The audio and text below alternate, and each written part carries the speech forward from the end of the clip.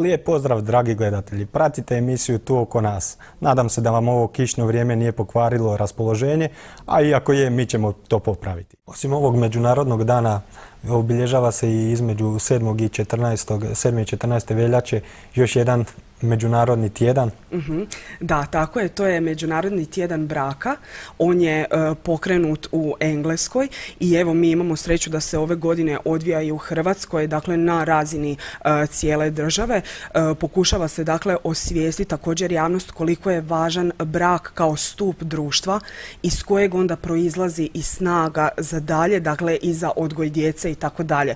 Dakle, muž i žena su stupovi toga društva. Tjedan braka se odvija na način da svatko, dakle bio to ili obrtnik ili vlasnik nekakve firme ili nešto, pokušava na svoj lokalni način, koliko je njemu to moguće, obilježiti taj tjedan braka. Njegova je parola ove godine u Hrvatskoj vjernost je prednost i na primjer evo mi imamo dakle nekakve udruge koje su se javile, pa ne znam, recimo nekakvi restorani, ako je 20 godina braka mužu i ženi, oni daju 20% popusta na večeru unutar tih tjedan dana, ili se održavaju edukativni seminari o važnosti dakle braka, održavaju se seminari o komunikaciji, dakle o prebrođavanju krize unutar braka i tako dalje. Dakle, baš se daje fokus na muža i ženu kao stupove društva. Kako bi sami muž i žena trebali obilježiti taj tjedan? Pa evo, posvetiti sebi vrijeme.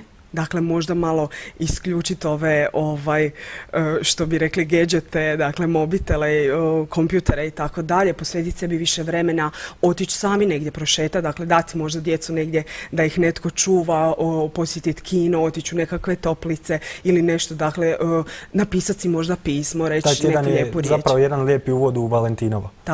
Tako je, da, završava baš na Valentinovo kada je onda, evo, velika proslava i obilježavanje svugdje u svijetu.